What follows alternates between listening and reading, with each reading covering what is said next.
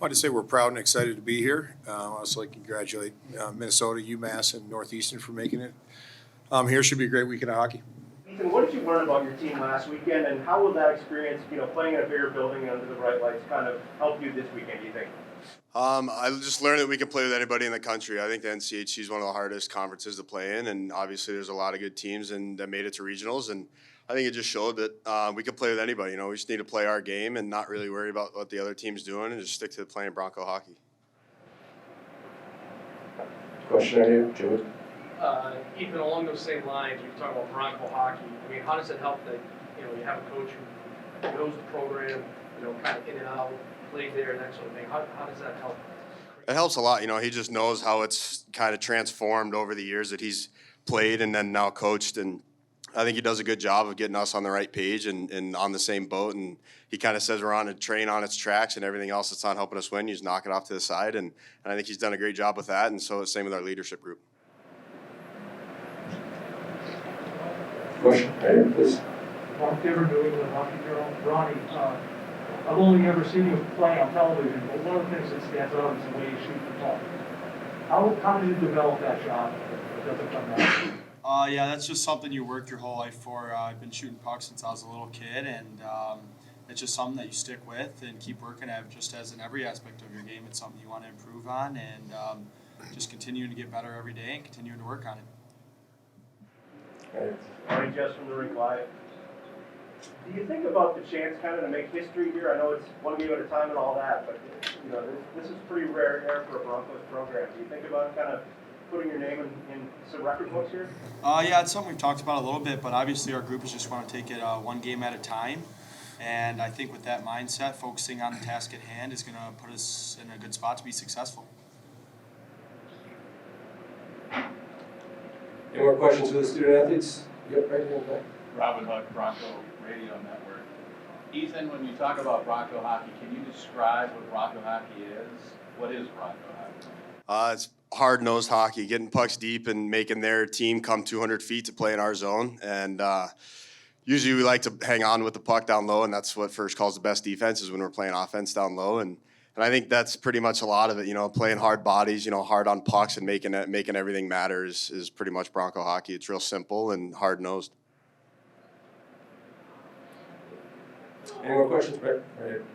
Ronnie, you guys run into Ryan Fanti last weekend. You get the #1 senior regional, and now you get Northeastern and their Richter finals goalie. Does it seem like maybe just bad luck, or what do you do when you face a guy with that kind of talent?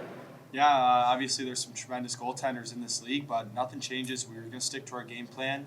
Obviously, we know we got to get to the net, and it's going to be greasy, hard goals in front of the net. So, yeah, just stick to our game plan and keep getting to that net, and don't get frustrated, don't be discouraged, and stick with it. Joe McDonald, Whistle Telegram. Coach, what does Bronco hockey mean to you, given your background with the organization of the program? Well, for me, it's personal since I played there and really have always cared about Bronco hockey. I think it's a really special place. I was a Minnesota guy coming through, so I didn't know much about Western Michigan and Bronco hockey until I got there. But it's always had a place in my heart, and I'm proud to lead it now. How did you end up, deciding to be in Minnesota? They recruited me well, and they had a full scholarship for me. I'm the youngest of 6 kids, so that free school looked pretty good.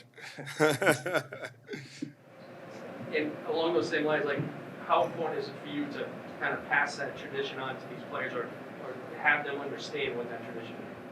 No, it's great. It's fun to reconnect the people that I graduated with in my class and the past classes with these guys today. And we're hearing from a lot of them. Obviously, we have a lot of proud alums. But Bronco hockey's done a lot of good things over the years that people can be proud of. And to this, ignite the alumni and get them all together in the summer. And coaches come and go, players come and go, but the program's there forever. And, it's a great place. That's why college is so great, because you can always go back to it. You can always be part of something. And that's what we've created there, big family. Right here, Coach. Pat Jess from the Rink Live.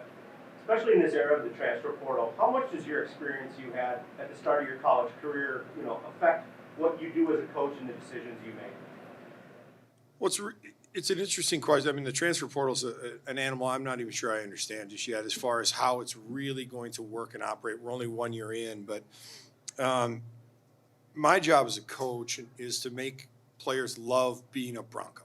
And so I think if players love being there and they love their time there, you don't have to worry about the transfer portal, and or you're going to benefit from the transfer portal one way or the other. So at the end of the day, I think our players are our best recruiters. We really allow them to drive the program. I get a lot of input from our leadership group, and they're in charge of it, and I'm just kind of guiding them within it. So as much as you can empower the players to have a say and to be part of it and to feel like they're proud of their program, I think the transfer portal doesn't come into play as much. Back over to Joe here. Coach, this is Northeastern's backyard. They travel well. Just what's the message to the players just to kind of guard against, coming into this environment? Well, we've been in some hostile environments this year. Last weekend was a home game for North Dakota and then a home game for Duluth. So we're used to that. We played a lot on the road and we've had success on the road as well. So our guys, they kind of stole my answers, but it's just nothing really affects this team. We just come out and we play. We're just trying to be the best version of us every single day. We're going to be aware of what they do, but it's not going to change how we play. And we're going to try to win it with the best version of what we have. Right here. Mark Gibbons, New England Hockey Journal. Pat, what are your thoughts on the season that Brandon Bussey's having? I thought Brandon's been outstanding back there for us. It's like any other goaltender. There are goals that he would like back, of course. But he's made a lot of big saves at a lot of big moments for us. And fortunately, he plays on a team that's scores a lot. We also score. But Brandon's been a very good goaltender back there. At 6'5" and athletic, that's a nice start for any goaltender for sure. That Andy deciding to walk away was not something a lot of us saw coming. I don't know what was going on internally within the program, but when you found out that this was your job, was this what you envisioned? Number one seed in a regional and playing for the NCHC championship? Of course not. But what I did see is a group of kids that I really was looking forward to coaching. This group is a special group, and they love to work hard. They love to come to the rink. And those are the kind of kids you want to coach, and they love the opportunity to get better every day. So last year we had some goaltending problems at the start that set our season back, but near the end of the season we were playing really good hockey, and I saw the potential in this team that I think we're going to be the third overall seed in the NCAA tournament. I think I'd be crazy to say that. But at the end of the day, I had real belief in this group, obviously depending on if Brandon was going to come back and be healthy and give us a real shot back there in net.